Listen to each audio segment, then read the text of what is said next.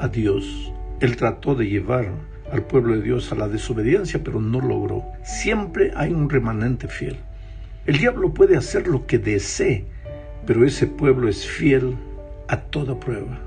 Es verdad que muchos cristianos a lo largo de la historia claudicaron y hasta adaptaron las verdades bíblicas a su manera de pensar. Pero a pesar de eso, siempre hubo un pueblo fiel.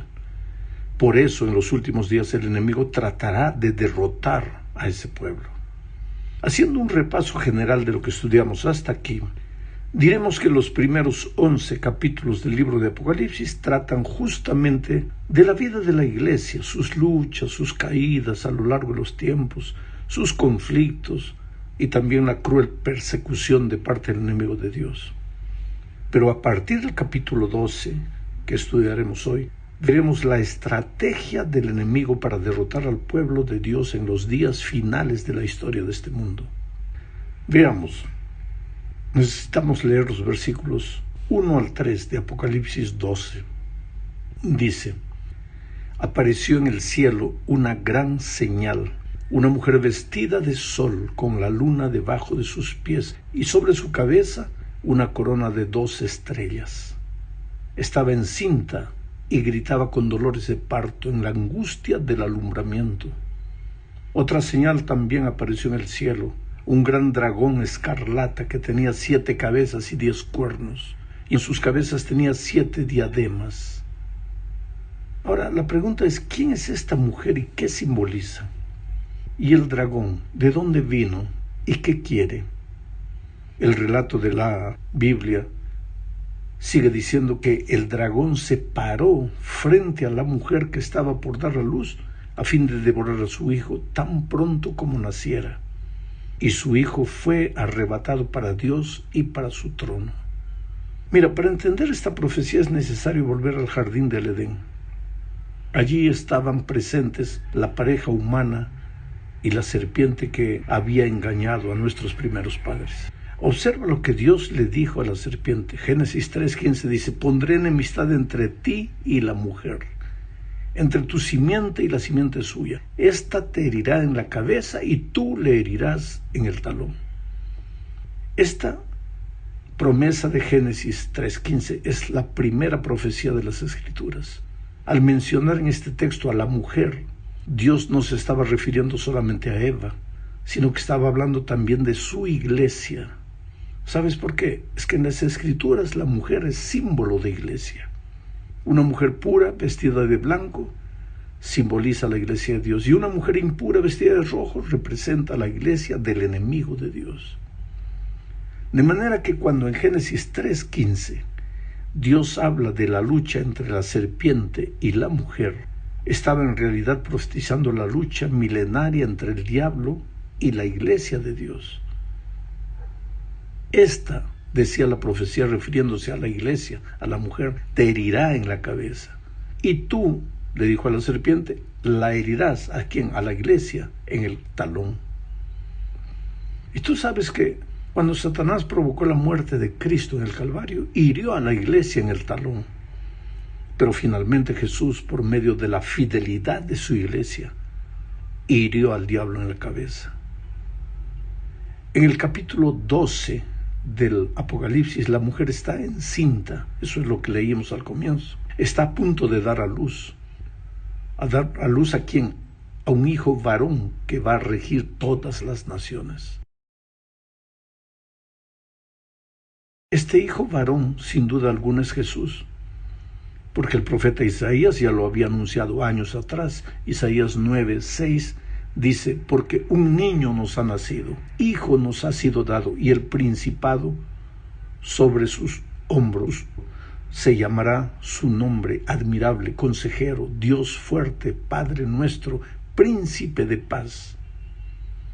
Por otro lado, el salmista David en el Salmo 2:9 identifica a este niño, a este hijo, más exactamente cuando afirma que regirá las naciones con vara de hierro. Y esto concuerda exactamente con lo que dice Apocalipsis 12. Pero la profecía afirma que la serpiente antigua, que se llama Diablo y Satanás, intentaría destruir al niño en cuanto naciera. Ahora, es necesario saber mucha historia para recordar que Herodes decretó la muerte de todos los niños de Belén cuando Jesús nació. La profecía bíblica afirma que el dragón estaba listo para devorar al niño. Y la historia registra el hecho de que Herodes decretó la muerte de los niños. ¿Quién estaba por detrás de Herodes? Te das cuenta una vez más de la astucia y los métodos del enemigo. No se muestra tal como él es. Usa a la gente, se esconde detrás de ella, la controla, la domina y la induce a cumplir sus torcidos propósitos. Evidentemente Herodes era una simple marioneta en las manos del antiguo engañador. Trató de destruir al hijo de la mujer, a Cristo, y también tratará de destruir a nuestros hijos hoy. Por ventura tú como padre, como madre, no estás sufriendo por causa de algún hijo que se encuentra caminando rumbo a la destrucción. ¿Quién te parece que está por detrás de las alucinaciones que provocan las drogas de los muchachos? ¿Quién está detrás de esas ideas de libertad que en realidad no pasan de libertinaje? Esas ideas que inducen a la juventud de hoy a vivir sin principios éticos ni morales. ¿Quién está por detrás de todo eso? Aquel que quiere devorar a nuestros hijos. Los muchachos hoy dicen todo está permitido, pero se golpean, se dañan a sí mismos, destruyen su futuro. Hace poco yo hablaba con un joven que había huido de la casa de sus padres para vivir una vida completamente perdida. Yo le dije, pero eres la esperanza, el sueño de tus padres. ¿Sabe lo que él me dijo? Pastor, yo no estoy aquí para concretizar los sueños de mis padres, sino para convertir en realidad mis propios sueños. Pero la verdad es, ¿qué clase de sueño es el que induce a un joven a vagar hasta la madrugada, sintiéndose la escoria del mundo? ¿Qué tipo de esperanza es esa que solo produce vacío, desesperación y locura después que pasa el efecto de las drogas? Es que hay una fuerza oculta detrás de todo esto. Hogares divididos, hijos desobedientes, padres dictatoriales, ideales deshechos, sueños despedazados. Todo esto tiene un autor, el dragón, que trató de devorar al hijo de la mujer y que hoy trata de devorar a nuestros hijos. Continuemos con el estudio. Apocalipsis 12 continúa presentándonos la lucha entre la iglesia de Dios y el dragón. Mira lo que dice el versículo 6. La mujer huyó al desierto donde tenía un lugar preparado por Dios para sustentarla allí por 1260 días. Esta profecía se refiere a la persecución. El dragón, o sea, el diablo, Satanás, persiguió a la mujer, a la iglesia de Dios.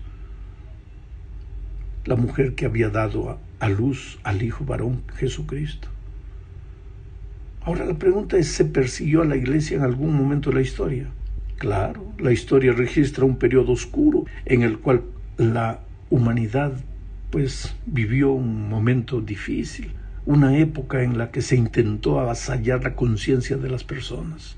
Se perseguía a las personas por causa de su fe. La iglesia y el Estado se juntaron y simultáneamente comenzaron a entrar en la iglesia costumbres paganas que la palabra de Dios condenaba.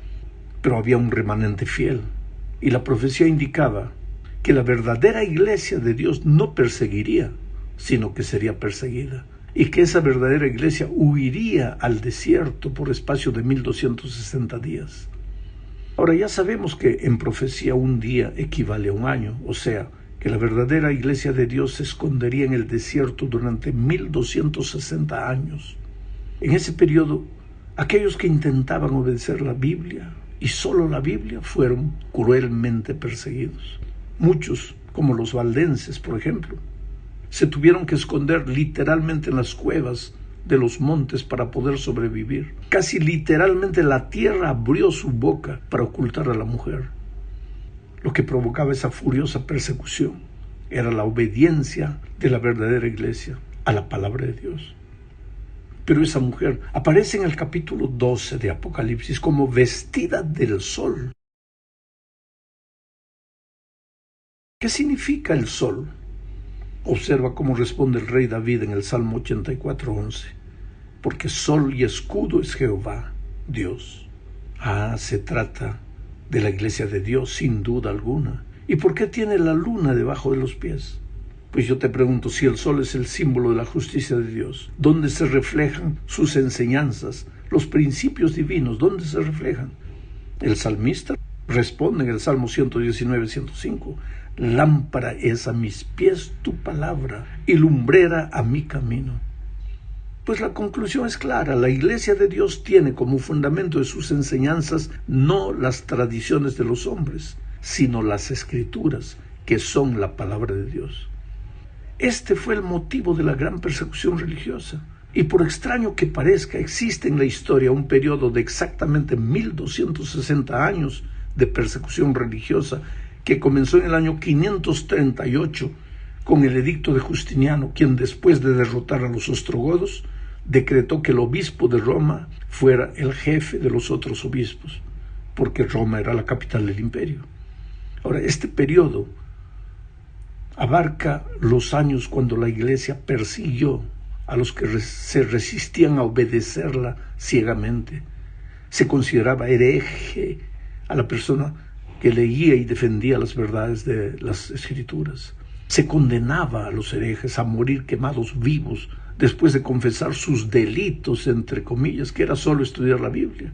Este periodo de persecución terminó en el año 1798, cuando el general francés Alexandre Berthier llevó detenido al dirigente máximo de la Iglesia, que se llamaba Pío VI, lo prendió.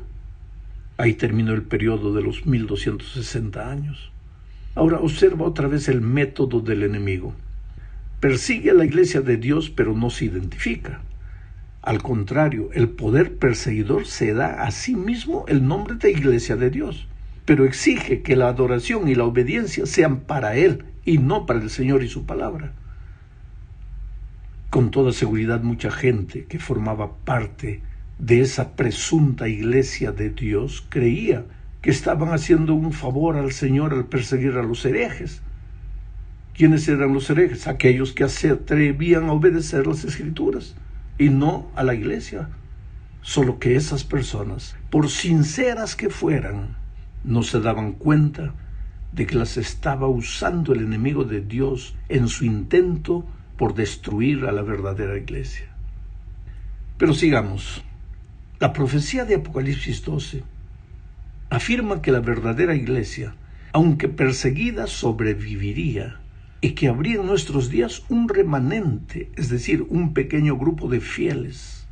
El dragón, al no haber destruido a la mujer a lo largo de la historia, ahora viene a pelear contra los hijos de la mujer, contra los descendientes de la mujer, contra el remanente, y aquí se refiere a la Iglesia en nuestros días.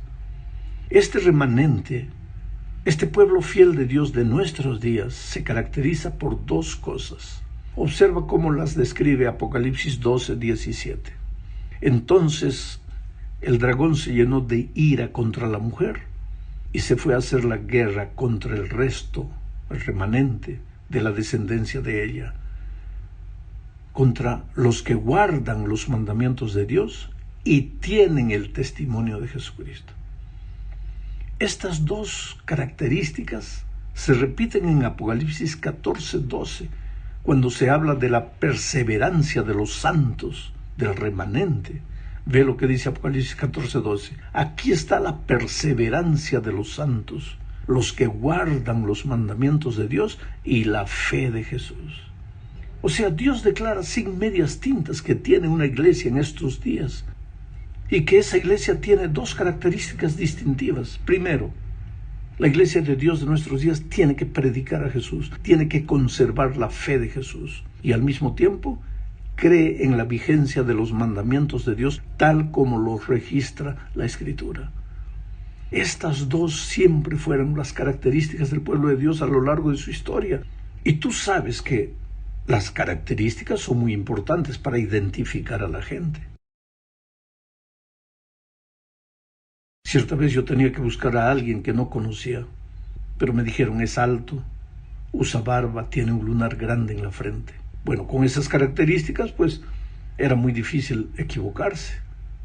Cuando los pasajeros comenzaron a salir del ómnibus, fui observando las características de cada uno.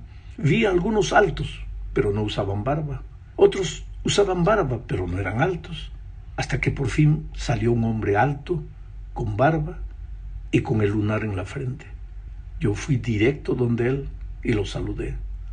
Él me dijo, ¿cómo me conociste? Le dije, pues por las características, yo tengo aquí sus características. Sabes, querido, Dios sabía que hoy la gente estaría confundida frente a tantas iglesias y religiones. Muchos se preguntan, ¿cuál es la iglesia de Dios? Porque todas pretenden ser iglesia de Dios y algunas más generosas todavía afirman que, bueno, todas las iglesias conducen a Dios. Es muy fácil asumir actitudes radicales en diversos aspectos de la vida, y aunque no sea prudente hacerlo, pero cuando se trata de algo de vida o muerte, y cuando vemos que existe un enemigo capaz de usar cualquier método para engañar a los seres humanos, vale la pena darle una mirada a lo que escribió el apóstol San Pedro. En 2 de Pedro 1:19 dice, tenemos pues la palabra profética más segura, a la cual hacéis bien en estar atentos como a una antorcha que alumbra en lugar oscuro. Y si estamos atentos a lo que dicen las Escrituras, veremos que la iglesia de Dios tiene estas dos características. Cree en Jesús y guarda los mandamientos de Dios. Ahora, el deber de toda persona sincera es buscar esa iglesia a través del estudio detenido de la Biblia y prepararse para encontrarse sin temor con Cristo. Estamos en una guerra espiritual. El enemigo va a hacer todo lo que pueda para engañar a los seres humanos. Se va a disfrazar. Se disfrazó de Faraón, se disfrazó de Herodes, se disfrazó de